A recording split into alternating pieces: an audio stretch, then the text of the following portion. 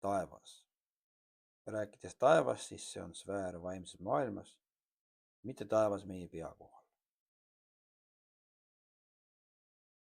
Kõigepealt inglid. Inglid loodi Jumala poolt enne ülejäänud loodud.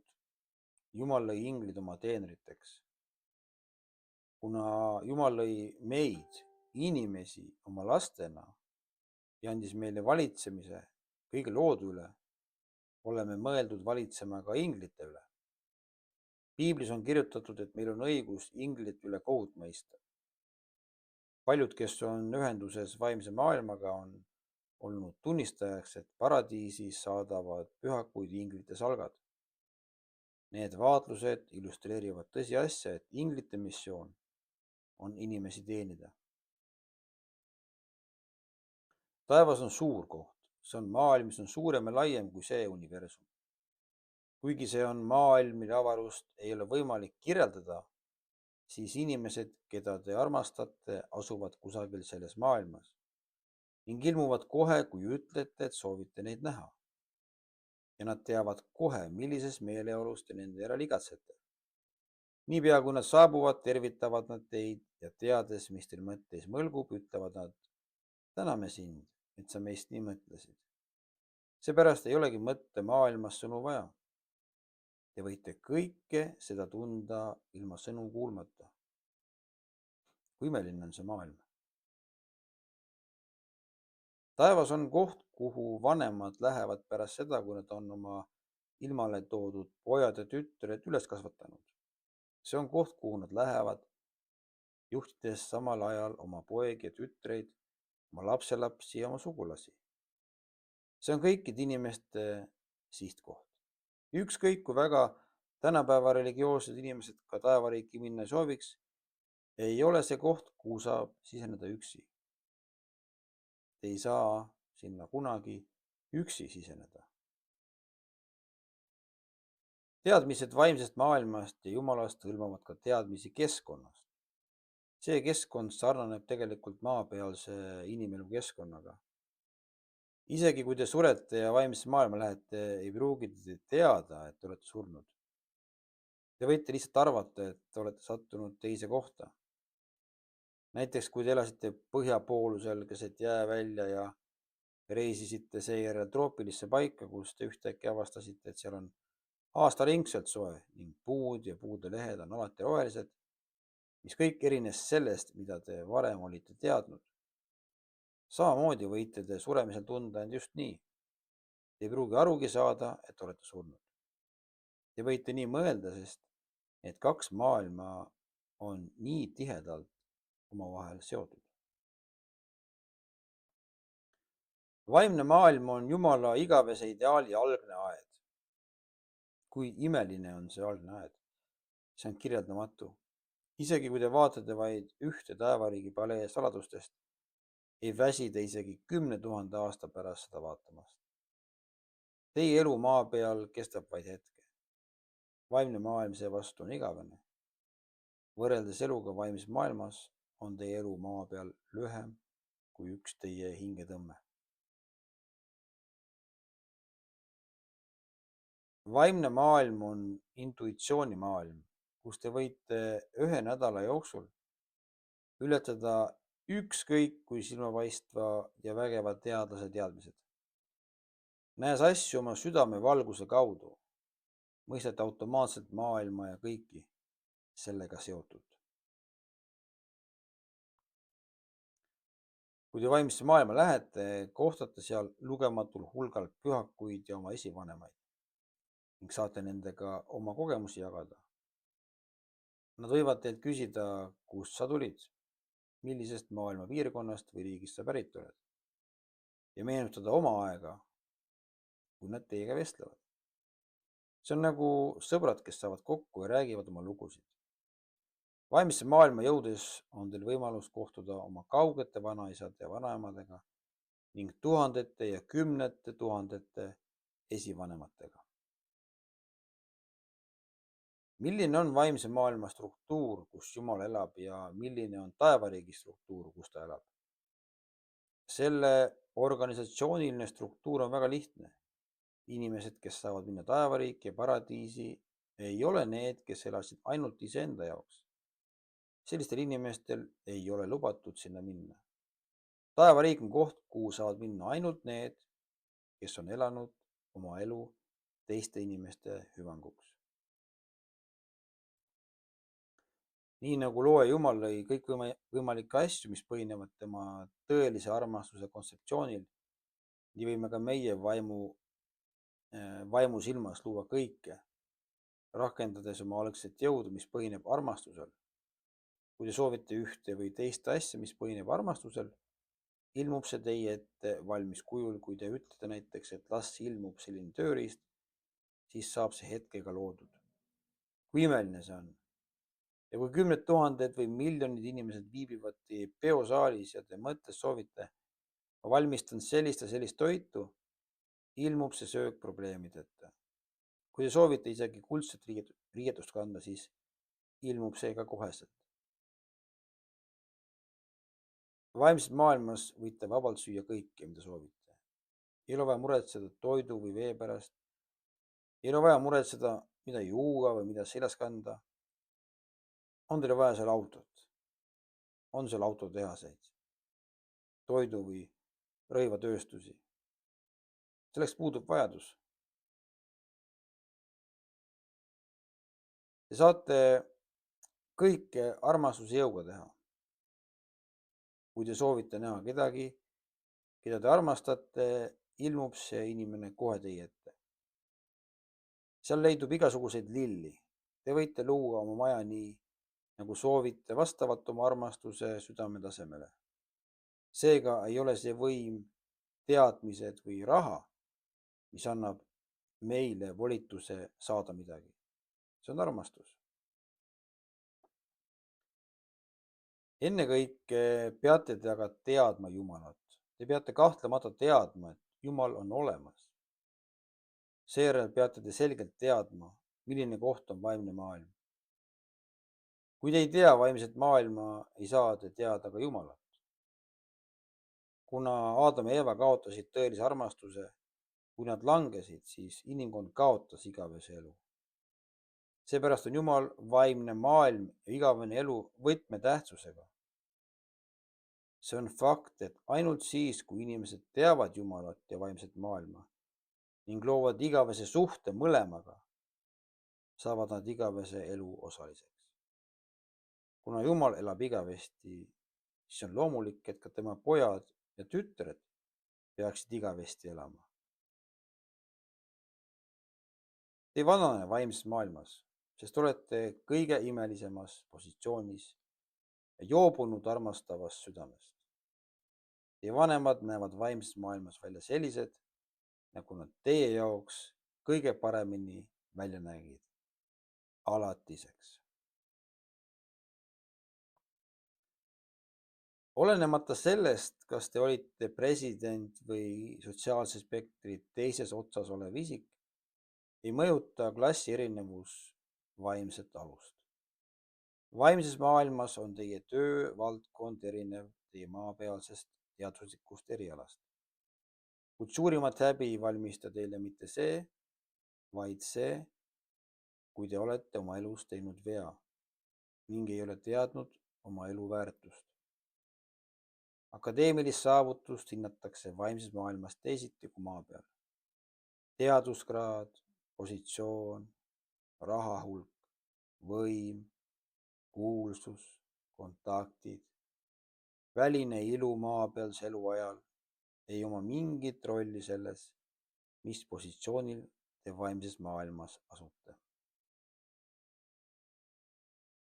Teie seisus vaimses maailmas otsustatakse selle järgi, kui palju te olete praktiseerinud tõelist armastust, kui palju te olete elanud teiste inimeste hüvanguks. Te teate, kas keegi on teist madalamal, teiega samal või kõrgemal positsioonil. Te saate teada armastuse tasemed lugematute inimeste seas. Need tasemed on absoluutsed. Kõrgema tasemega inimesed asuvad loomulikult oma õigetel kohtadel vastavalt nende tasemele. See on erinev füüsilisest maailmast. Inimeste kõrged positsioonid, mis saavutati skeemitamise ja tagaselja nihverdamisega, pööratakse täielikult pea peale. See on täielikult vastupidine füüsilisele maailmale. Seega otsige tõelist teed. Nii nagu teie südametunnistus teab kõike teie elust, on ka teie elu iga detail salvestatud arvutisse vaimses maailmas. Kui te vaimsesse maailma lähete, siis lihtsalt teie nime arvutisse sisestades kuvatakse hetkega kogu teie elu. Kuna vaimne maailm ületab aega ja ruumi, siis näete koheselt oma elu detailset salvestust. Just sealsamas. Seega on südametunnistus igaveses maailmas arvuti käivitusnupuks. Kanded tehakse selle põhjal, mida südametunnistus teab. Kõik teod, mis on pannud teie südametunnistuse valutama, sisestatakse just sellisena, nagu nad on. Elu, mis on vaba sellisest süümepiinast, on kirja läinud puhta eluna. Seetõttu ei saa te vaimsesse maailma minnes vabandusi otsida. Te näete selgelt, kuidas te kogu oma elu olete elanud. Elu maa peal on treeningkeskus, kus te teades, et vaimne maailm on olemas, valmistuda selleks, et sellesse maailma minna ja sinna ka lähete. Põrgu. Põrgu on madalaim sfäär vaimses maailmas.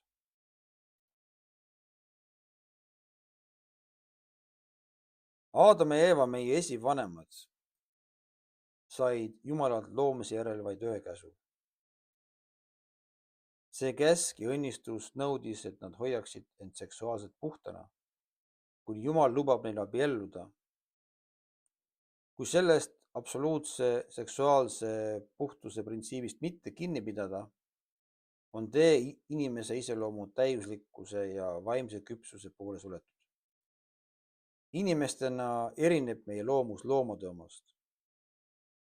Kui me mõistame Jumala plaani teha meist oma lapsed, saame aru, et vale tee valimine on looja reetmine ja mäss tema vastu. See on enesehävituslik tee, mis viib meid hukatusse. Nii vaba seks kui ka homoseksuaalsus on selle mõttelaadi kõige äärmuslikumad väljendused. Jumal taunib sellist käitumist, samal ajal kui saatan kiidab seda takka. Paljud inimesed maailmas reedavad oma südametunnistuse ja järgivad oma kehalisi ihasid. Nad otsivad rikkust, loovad petuskeeme ja halvustavad teisi, kuid sellisel viisil kogutud vara toob neil lõpuks vaid hädakaela ja kohtumõistmise. Siin on sõnad, mida on öelnud doktor Moon. Kuid vaadake seda maailma, milles me elame. Inimesed on täielikus egoismi küüsis, aedes taga materiaalseid väärtusi. Nad on kaotanud igasuguse moraali väärtuse tunnetuse, on mandunud ning otsivad eneserahuldust. Maailm on alkohoolikuid täis, justkui narkootikumidest ja vabast seksist oleks veel vähe. Leidub isegi neid, kes tegelevad verepilastusega, mida isegi loomad ei tee, ning kõnnivad endiselt uhkelt ringi. Maailmast on saanud koht, kus inimelajad käivad vabalt ringi isegi peale naiste, vanaemade, emade, naiste, tütarde hüvetamist. Maailm on muutunud kohaks, kus abikaasad vahetavad omavahel abikaasasid. Sellised teod on kahtlematult moraalihävingu tipuks ning kõige hullemateks patusemaailma tegudeks. Sellest maailmast on saanud põrgu maa peal, kus täiuslikust maailmast, mis kehastab Jumala loodud ideaali, võib ainult unistada. Kui inimesed, kes elasid egoistlikult, lähevad vaimsesse maailma, sisenevad nad põrgusse. Seevastu inimesed, kes elasid teiste jaoks, lähevad taevasse. Nende kahe maailma vahel tõmmatakse piir surmahetkel.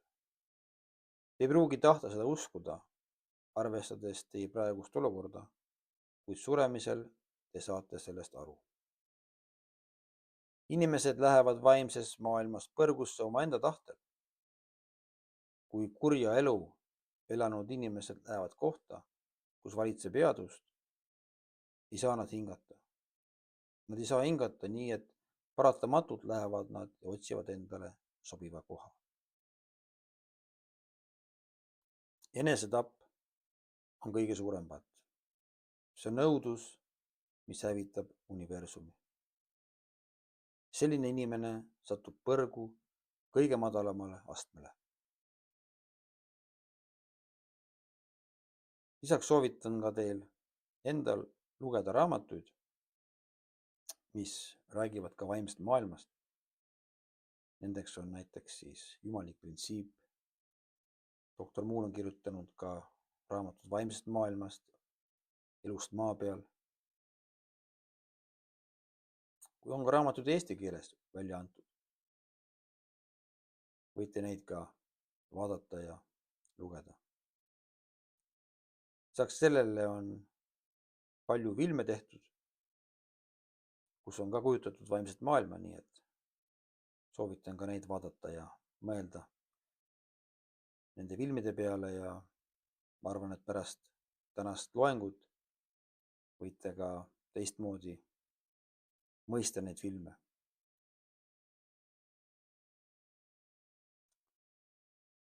Saabumas on ekstrasensoorse tajumise ajastu ja siis ei ole kedagi, kes ei suuda vaimse maailmaga suhelda.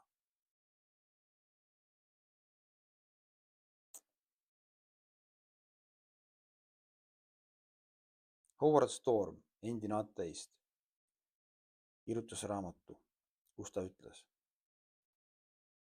Jumal on meile andnud elu kui väärtusliku kingituse, mis on ainulaadne võimalus valmistuda taevaseks eluks. See elu pole antud meile kergel käel ega juhuslikult, see on võimalus vaimseks kasvuks, mis kestab igavesti. Kui kasutame oma eluaega targalt ja armastusega, täidame Jumala tahet. Kuid kui jätame selle võimaluse kasutamata, eemaldume Jumalast. Meie valikud siin elus määravad, kas oleme valmis taevaseks eluks või mitte. Sügaval sisimas teame kõik, kas liigume taevasse või mitte. Kui te ei tea, siis olete suures hädas ja peate pöörduma Jumala poole ja paluma, et ta näitaks teile teed. Jumal tahab meid kõiki oma juurde juhtida ja on saatnud meie ellu juhatuse, et leiaksime tee tagasi tema juurde. Ajastu, mil langenud ja korrumpeerunud maailm tekitab suurt hävingut inimkonnale, lubades kurjadel inimestel elada teistest paremini, on lõppemas. Ma tänan teid kuulamast ja ilusat päeva jätku.